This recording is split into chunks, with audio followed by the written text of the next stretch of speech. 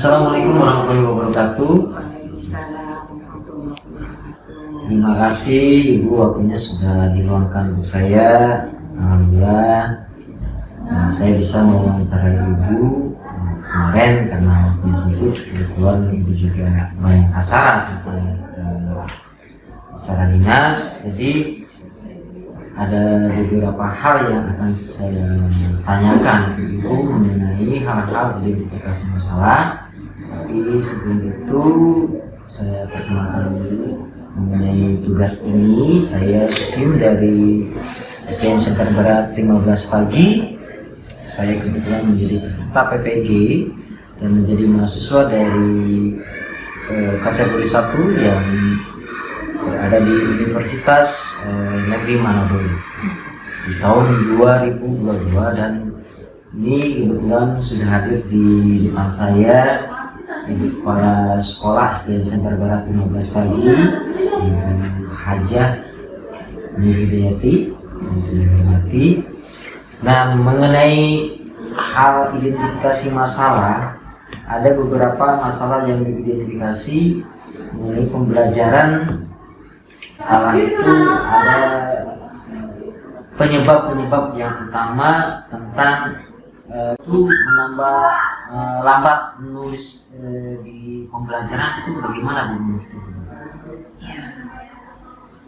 Jadi satu, biasanya ya keterampilan menulis siswa ya biasanya lambat di dalam pembelajaran. Itu dalam situ kan ada yang disebut pemula, ya kan, pembelajaran pemula. Biasanya di pembelajaran pemula itu satu, kenapa itu bisa menjadi penyebabnya, ya kan? Hasilnya biasanya siswa kurang adanya motivasi dari guru biasanya. Motivasi itu sifatnya seperti apa? Tidak adanya variasi dalam metode pembelajaran. Itu bisa terjadi. Atau biasanya juga siswa belum lancar dalam membaca, ya kan? Kalau anak belum lancar dalam membacanya, sudah pasti menulisnya pun akan terlambat. Kemudian indikasi selanjutnya pelafalan, biasanya nih pelafalan yang kurang jelas. Kemudian bisa juga siswa tidak bisa membedakan antara beberapa huruf, contoh A, B, dan D, biasanya tuh suka kebalik-balik, ya kan? Huruf M, N, huruf P, ya kan? Nah itu sudah biasa siswa tuh sudah terbalik-terbalik tuh seperti itu, ya kan? Kemudian lagi siswa ya tadi yang karena belum lancar, siswa lupa. Ini kalau yang biasa pembelajar pemula sering lupa namanya huruf A sampai Z, masih ada siswa. Makanya kalau seperti itu pasti mengarah kepada anak menulis pasti terlambat. Oh, itu salah satunya gitu ya. Iya. Mengenai kesulitan belajar siswa itu terkadang di kelas itu ada beberapa orang yang aktif dan sering mengganggu, hanya ketika dalam pembelajaran. Mungkin sesuatu mengenai masalah yang dapat kita gali itu apa gitu. Mungkin Ibu punya pendapat lain tentang masalah yang diidentifikasi tersebut. Ya. Biasanya kalau siswa yang suka mengganggu temannya itu ada beberapa indikasi, ya kan? Ada indikasi yang sifatnya buruk, ada juga sebenarnya sifatnya baik, ya kan? Tapi di sini siswa tersebut biasanya keaktifan anak ini disebabkan ada beberapa faktor, ya kan? Atau paksaan, ya, dari lingkungan di luar sekolah, ya kan? Di rumahnya kurang perhatian. Biasanya anak cari perhatiannya di mana? Di dalam kelas. Itu bisa terjadi. Gitu. Caranya seperti apa? Seperti tadi, gitu. Dengan cara mengganggu teman-temannya. Itu yang sering biasanya terjadi.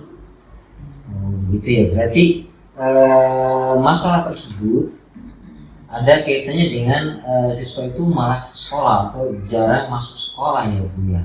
Mengenai itu ada nggak sih kaitannya dengan antara hubungan relasi antara siswa dan orang tua Bu? Menurut identifikasi Ibu? Yang tidak sering masuk sekolah? Iya, tidak aktif. Dengan apa ini? Jarang mengikuti pembelajaran. Ketika masuk sekolah tapi dia tidak aktif mengikuti pembelajaran. Jadi anak yang sering bolos ya, sering bolos atau sering tidak masuk sekolah. Kita juga harus melihat secara langsung. Ini harus melibatkan guru secara langsung, ya, bahwa guru tidak bisa langsung menjudge anak. Ini anak tidak masuk, apakah karena anak ini malas? Kita tidak bisa langsung menjudge seperti itu. Kita biasanya harus melihat dari dua arah, ya kan? Misalkan Bapak bisa untuk menghubungi orang tuanya.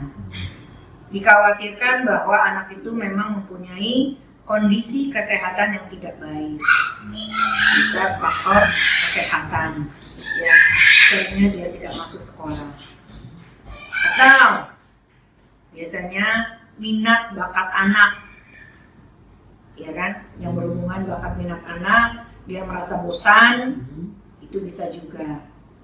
Kemudian bisa juga tidak adanya motivasi, gitu, motivasi baik dari guru maupun orang tua, ya, itu yang menyebabkan anak juga malas. Misalkan motivasi itu, misalkan orang tua yang bekerja, ya kan, anak di rumah hanya dengan nenek, atau bahkan ada anak yang ditinggal kerja dia sendirian. Nah, itu juga merupakan bisa menjadi faktor anak malas ke sekolah karena tidak adanya motivasi. Gitu. Baik, mengenai permasalahan itu kita kembali coba ke evaluasi. Kira-kira menurut Ibu identifikasi masalah mengenai ada guru masih menggunakan pembelajaran yang masih konvensional atau hanya mengandalkan tentang buku guru atau buku siswa untuk pembelajaran. Menurut Ibu itu satu masalah tidak sih diidentifikasi pada masa sekarang? Menurut Ibu identifikasi masalah itu jadi penyebab itu terjadi karena apa? Untuk zaman pembelajaran sekarang sudah pasti itu menjadi faktor penyebab yang terjadi, ya kan? Udah pasti. Karena sekarang ini sudah disebut zamannya zaman digital, ya kan? Yang kedua lagi, anak-anak sekarang ini disebut anak-anak gen apa itu bahasanya itu? Z, iya kan? Milenial. Malah terkadang anak-anak itu lebih pintar dalam hal digital dibandingkan dengan gurunya. Nah, itu pasti akan menjadi gangguan sekali, ya kan? Bagi kalau guru-guru yang tidak mau belajar, tidak mau mencoba untuk membuka diri, ya kan? Jadi salah satunya di sini adalah guru tetap harus belajar, ya kan? Bagaimanapun juga guru harus bisa mengikuti pembelajaran yang lebih modern. Penggunaan alat-alat media pembelajaran, ya, sekarang ini yang digital, kemudian yang sudah yang biasanya berhubungan dengan tadi faktor-faktor anak-anak yang gen Z yang gangguan sekali, ya kan, bagi kalau guru-guru yang tidak mau belajar, tidak mau mencoba untuk membuka diri, ya kan. Jadi salah satunya di sini adalah guru tetap harus belajar, ya kan. Bagaimanapun juga guru harus bisa mengikuti pembelajaran yang lebih modern. Penggunaan alat-alat media pembelajaran, ya, sekarang ini yang digital, kemudian yang sudah yang biasanya berhubungan dengan tadi faktor-faktor anak-anak yang gen Z yang udah milenial itu pasti akan sangat membantu dibandingkan kalau guru hanya berpatokannya dengan buku paket saja. Karena sudah ketahui kita 2 tahun pandemi aja anak-anak bisa belajar. Karena melihat dari mana? Dari Bang Google, gitu. Ya, jadi di sini ya guru satu-satunya bukan sumber ilmu aja, gitu. Tapi untuk itulah tetap guru diperlukan. Guru harus mau belajar, membuka diri, berusaha untuk memperbaiki. Karena salah satunya adanya perubahan zaman. Betul. Itu udah jelas sekali. Iya. Jadi biar guru itu supaya saling berkolaborasi ya sekarang berarti ya.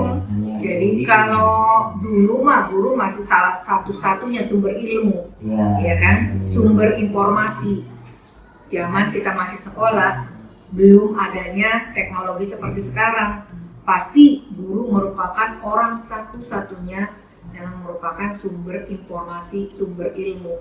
Tapi kalau zaman sekarang, sumber ilmu, sumber informasi itu bukan hanya guru saja. Gitu.